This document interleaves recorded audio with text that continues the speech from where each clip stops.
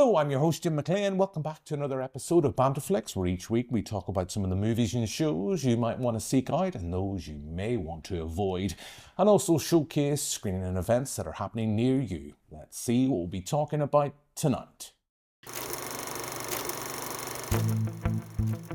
We'll be reviewing both Power Ballad and Backrooms, which are out in cinemas now. Our pick of the streams is Spider Noir on Amazon Prime. And we'll wrap up as we chat about the X-Files movie, which is being screened at the Lighthouse Cinema in Dublin. So that's what we've lined up for you this week. Joining me in the studio here in Belfast is the lovely James Oliver. Hello. And Anita Jurkovic. Hello. Pacho, as always, have you survived? Well, obviously, because you're here in the studio this evening, but you survived, you managed to persevere through the recent heat wave. We are back to normality as we record. It was back to the wet and terrible conditions, but did you enjoy the recent heat wave? I did indeed. I got a little bit of a tan as well, and a sunburn. A sunburn and now a tan. There you go. That's progress. That's progress. Hopefully, Anita, it wasn't a farmer's tan. And A little bit, because I was on set. I was working on line of duty, and it was like really, really hot. So I had I think a sleeve or something on. Anita, James and I might have just noticed something. You dropped something there, but we'll say no more on that. Let's move on. We have an absolute pacho this week. We're going to get straight in, and we're going to kick off with our first review.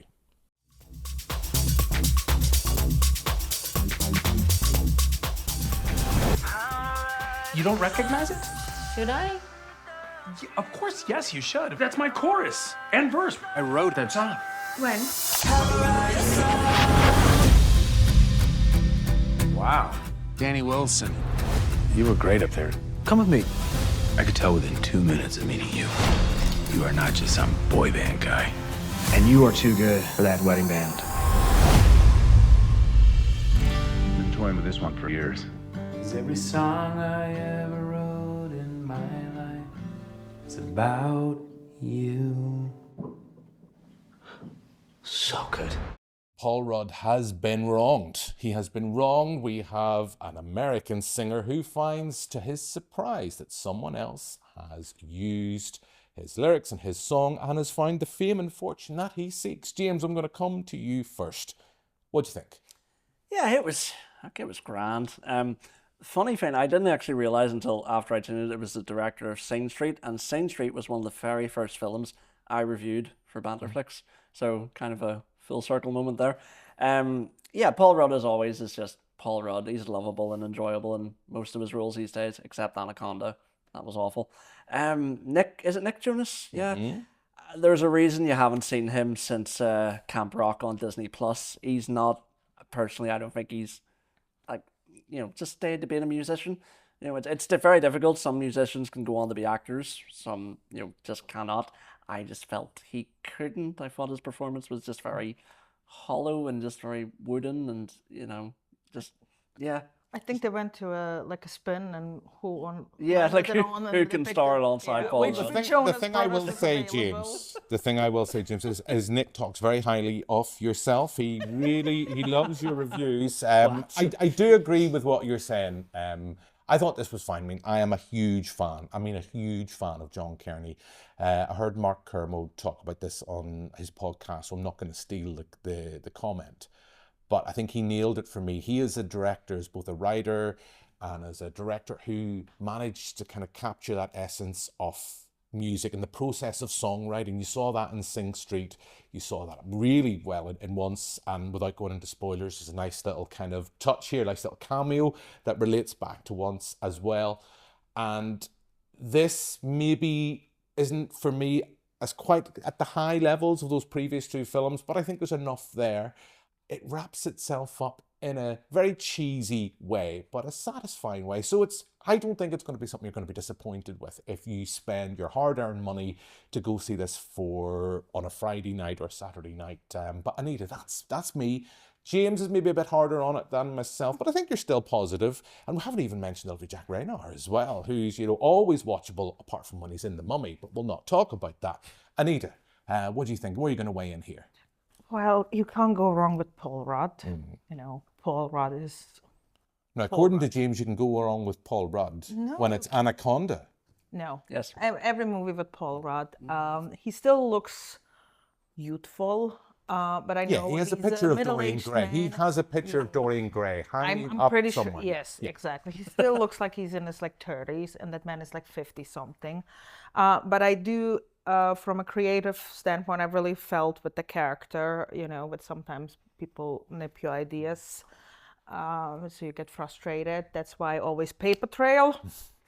Always write everything down, always copyright everything. Anita, I feel like we're touching on a nerve here. A little bit, yeah. Watermark everything, yeah. Watermark, copyright, and paper trail of your work. Just FYI. So this is what the movie taught us, is teaching us as well. But yeah, it's one of those. How would I explain them? Those like everyday movies that you can watch on a Friday, like you say, on a Friday night, and it's in probably 10 years. Or 15 years, it's going to become a cult, like Legally Blonde or Devil Wears Prada. I don't think it's, for me, as much as I love John Carney, and genuinely, I say this as someone who loves John. Hello, John, if you're watching. But I'm not going to put it up there in that level of cult status. But I think it is, for me, you've hit the nail on the head. And, for anyone playing Banterflix bingo at home, if that such a thing exists, repeat, copy, paste, repeat what I normally say each week. In the world we find ourselves right now, of doom and gloom, going to see a film like Power Ballad in the cinema, or if eventually, if you're watching this later and you find it watching it at home, I don't think you're going to find yourself find it irate or angry or feel like you've had your time wasted by watching it. It's is cheesy. Movie. It's a cheesy movie that you can watch. Nothing, yeah. I don't know. I don't know what else to say. I think it's what they call, it's the curse, and I know that Empire Magazine always talk about this, it's the curse of the 3-star ma. It is still a recommendation, it's perfectly fine, it's perfectly but it's not serviceable. groundbreaking. But will you remember much of it maybe 2-3 weeks after you've watched it? I don't know. That is that. So that is Power Ballad. That is out in cinemas now. Now, another film that is out, as I say, it's been a really great year so far, great 12 months, if not longer, for the horror genre. And Backrooms is out in cinemas now with Hotel LG4, with very depressingly 20-year-old filmmaker behind the camera, Cian Parsons. And although he's not in the studio here this evening, I know, James, you've seen this. I don't know, Anita, if you've got round to seeing Backrooms yet. I haven't had the chance yet. But I know the lovely Adam Neeson was on the show last week, and we got him to review the film. And here's his review of Backrooms. I found something in the store. Okay. What did you find? The place.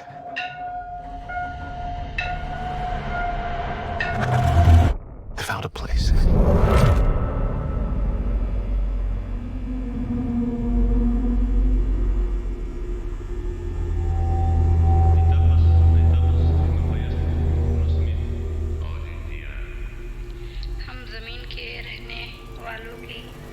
Hello? Hello, Adam Neeson here. My thoughts on the Cian Parsons movie Backrooms, based on the 4chan post, which is weird to say, but it's become an internet lore, a bit of a creepypasta, if you know the terminology, starring Treadle Ejiofor and Renette Reinsfair. This film takes a look into the Backrooms and its mythology. If you don't know about it, it is a sort of semi-pocket dimension that is just endless rooms. And it seems to contain secrets that nobody really knows what is going on. And the deeper you get, the more horrifying things become. And that is a good sort of theology about what Backrooms is sort of about as a movie. On the surface level, it is this found footage, quote unquote, horror film that can spook general audiences, because it is sort of like, what's the mystery, what's going on. But if you look at it on a deeper level, and it has a lot of deeper levels for a movie that's directed by a 19-year-old guy in Cian Parsons, it is full of emotion, it is full of heart. It sort of gives the Backrooms as a concept a bit of a deeper meaning than it ever really should have had. And I really applauded for that and what Cian's done with the movie. It is very scary in places, and the more you sort of find out about the Backrooms, the sort of less scary it becomes, but not in a bad way. It's sort of, you understand it more, and sort of the understanding of why this place exists and how it sort of takes stuff from our own world is sort of the inner horror. So it's on several levels sort of scary. Look, I know how this sounds, but you gotta understand, it's massive in there. I'm not saying I don't believe you. Okay, I'm gonna come back here with proof. All right, you feel me? Yeah. Follow my lead. The performances all around are fantastic. Chiwetel Ejiofor really does have this underlying sort of bubbling anger throughout the whole movie. Whenever he's by himself in the back rooms, he sort of does become more of himself, more of the person he wants to be. But anytime he has to interact with any other character, it is sort of anger, and that is sort of reflected upon what his experience in the back rooms is and how the movie sort of develops from there. The movie does sort of over-explain itself by the end that some people might find a bit off-putting, but also I've heard people come out of the movie being like, I don't know what that was about, when it very clearly explains exactly what it's about. So you can experience the movie on several levels, and you can think about it deeper because it does have the stuff there to think about. But if you just want to go in and have a bit of a a fun ride, a Friday night horror movie, I think there's nothing better than Backrooms this year. It is one of my top movies of the year, and I really can't wait to see it again because the first 15 minutes of it really had me fearing like a movie hasn't in a very long time. But thank you very much, everybody at Banterflix. Back to you, Jim. Can you hear me? I don't understand. What is this?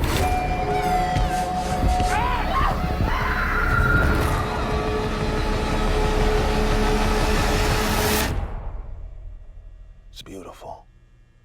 Am I right? Hello?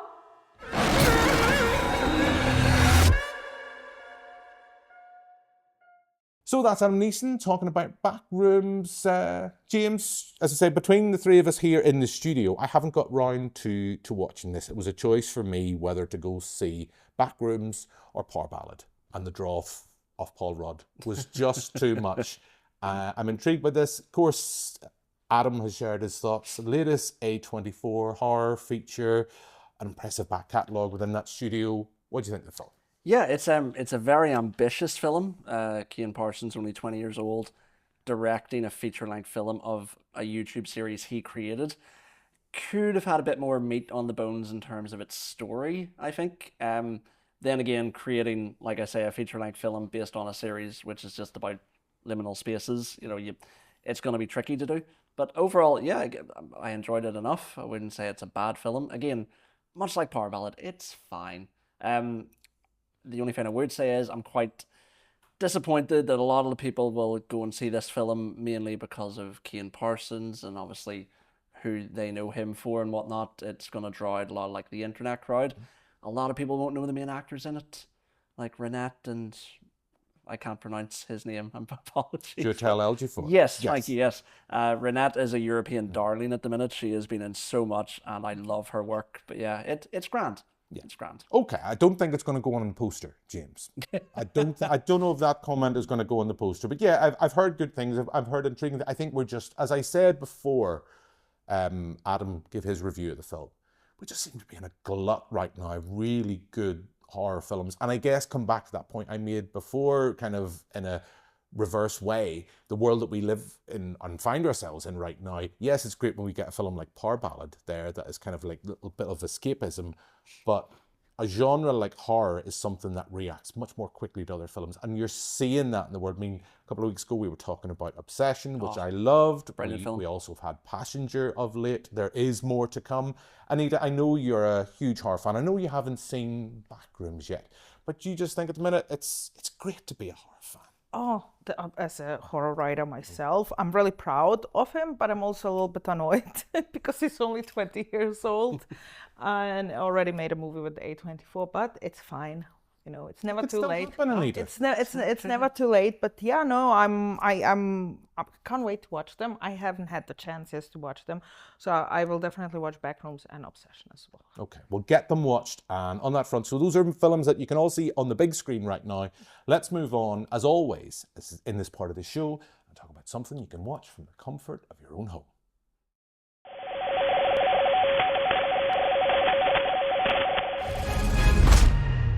But I think you're braver than you let on.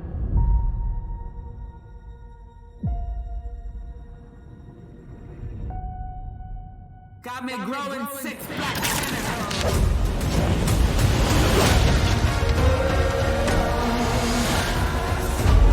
You've been in a hole ever since Ruby died.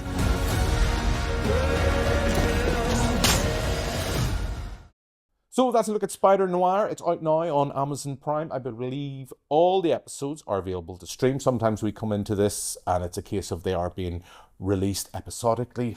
The generation of today, you know, not having to wait week on week for the next episode. They want it all there now and then. This, I believe, is there. I think there's 8 episodes in total.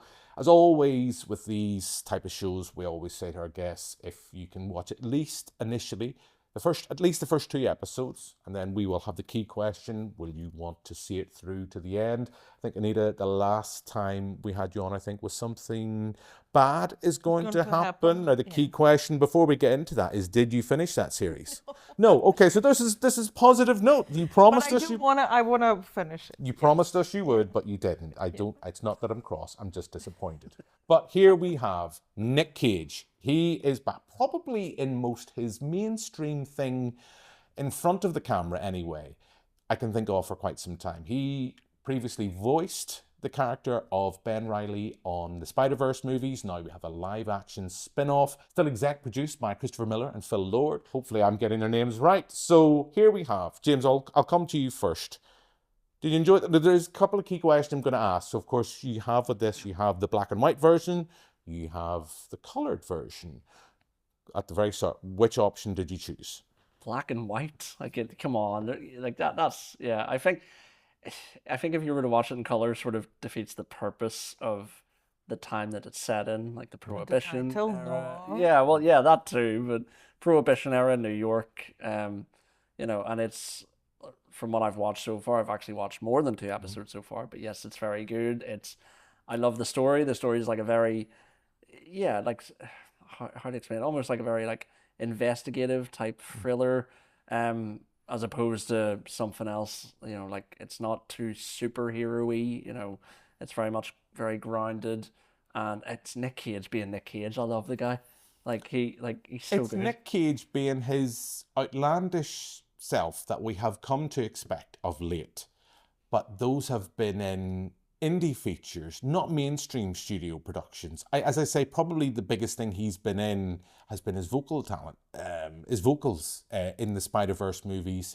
So it's great to see that he's been allowed to channel that Nick Cage. And hey, as someone who still loves the good old days of the national treasure, Nicolas Cage, kind of madness, his kind of little variation of Indiana Jones, it's great to see him back in this kind of project and in a big mainstream project that's on Amazon Prime. It's going to draw, hopefully, audiences.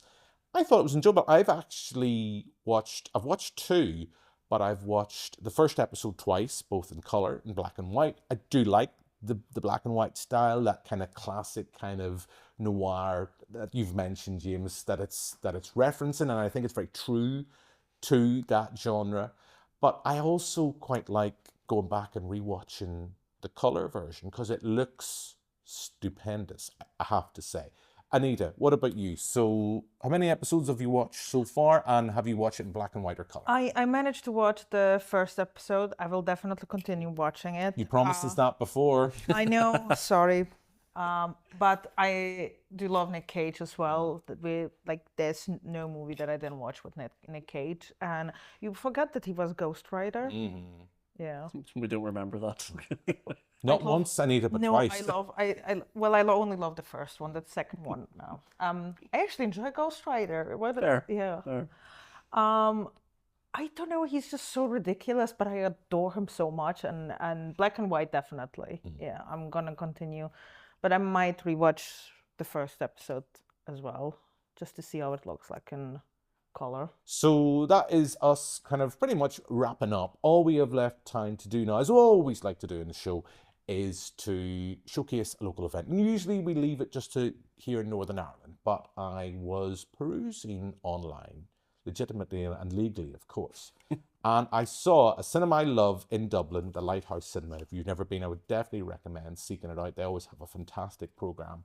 And they are showing on the 20th of June, now thankfully not the 2008 movie, but the original 1998 X-Files movie. Now, we were talking about this a couple of weeks ago, because of course we're going to get a new reboot of that franchise, but they are showing the 98 movie on the 20th of June. So I thought it'd be a shameless opportunity for us to talk, for me to relive my youth of those years when I trusted no one, and we could talk about the movie. So before we get into hearing your thoughts, let's play a clip of the trailer.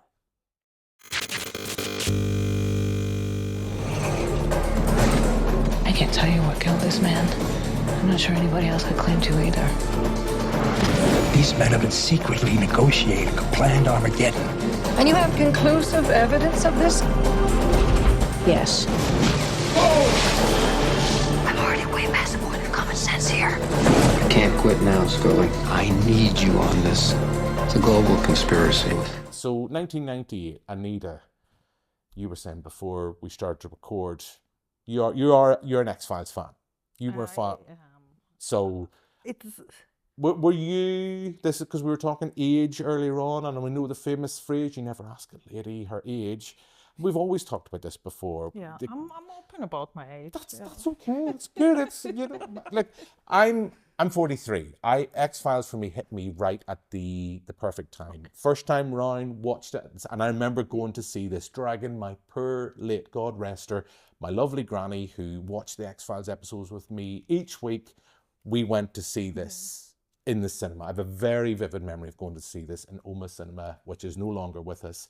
But yeah, fond memories, rose-tinted glasses, rewatching it for the show. I was surprised how much it, for me anyway, holds up. There's a few little sequences we'll not talk about just at the minute, but just, it was a TV show, and we're seeing that of late. TV show, bigger budget, on the big screen, what, just under 2 hours, not even that at its runtime. Global conspiracy, what's not to like? So were you watching this first time round, or did you come to this eventually? I watched it ages ago. I think I was in my teens. I was younger when the TV show, so I watched it, you know, when my parents would go to sleep. So I watched it as a 7, 8-year-old. I was not supposed to watch X-Files because it was scary, but I was watching it and it gave me nightmares. So my mom was like, don't watch it. So I watched it because I was curious. And it was such a great show. But yeah, other kids are stealing, I don't know, alcohol or cigarettes. I was watching X-Files in secret. Yeah. There's worse things, as you say, you could be doing. I know, but it's just, it was always such an interesting show, you know, but like you say, about conspiracies, you know, Mulder is the, oh my God, I believe in, you know, aliens. Scully is the, you know, the logical part of the brain. I was like, oh, I don't believe in it. And then even when she sees it, it was like, oh, there's an explanation. And it's, I don't know. I love them too because they bounce off each other. They have just such a great chemistry. And the movie was, yeah, it was really interesting. Yeah, about, like you say, global conspiracy, virus. There's hantavirus. Hantavirus. A bunch of like disemboweled alien bodies where poor Scully has to dig in. You know, it's everything that you were hoping for of an X-Files movie. Yeah, it's just fun. And for me, my lovely wife and I watched this, and she had never seen it before, and we both found that it flew by. It was a lot of fun. I would definitely recommend it. If you haven't seen it, seek it out, 20th of June. James, for you, are you coming to this as a fan of the X-Files franchise, the TV series? Have you seen this before? Have you seen the second movie before? So I've never seen any X-Files before whatsoever in any capacity. Okay. My fiance Sarah absolutely adored the series and is also a big lover. You weren't tempted to kind of, your fiance to say, let's sit down and watch this together? Well, no, so I sort of said that I had to review it, and Sarah got really excited. She was like, oh my God, cool, like, we're going to watch it tonight. I was like, awesome, stuck it on, and Sarah is also a big fan of Gillian Anderson, as am I. She's a very polite woman in real life. So yeah, I really enjoyed the film. I thought it was great. Just a classic 90s sci-fi film, everything you could want from it. And having never watched an episode of X-Files, it actually, it would encourage me to go and seek out the series now and start watching it from scratch and just be like, okay, like let's see how good it is. But the film I is think you just... should have needed the film. I think your lovely fiancé should have been enough to kind of say, let's sit down and watch this X-Files. This series that I love, we're going to spend the rest of our lives together. Let's watch the X-Files. Let's go back. That they didn't kiss. Yeah, I was kind of annoyed at that. How it is for every fan. Yeah, I was sort of like, it seemed to build towards some like sort of tension, and it's obviously going into it first time watch of anything. I was like, nah, there's definitely some sort of like relationship vibes there, so I can only imagine how frustrating it was. But I think it's more of a friendship, but people kind of wanted them to be. So it's, I don't know, it's a really weird vibe between the two. Anita, this is where I have to interject, because that is the one thing I for me was also when I look back and watching this film, you look back now, you go, no, I like that they were professional friends, partners. Not everybody in these kind of shows needs to eventually get together. I thought that was a bit of a... But I think they did it in the movie because of the fans. Yes. It nearly happened. Okay. It nearly happened. I mean, I'm okay either way. They just have a great chemistry, and it doesn't, like you say, it doesn't need to be love related. Yeah. All I can say before we descend into madness is things get a lot more physical as the series goes on, without going into spoilers, and that for me was something that just worked against it. I still prefer, as much as I love this movie, I wasn't a big fan of the second 2008.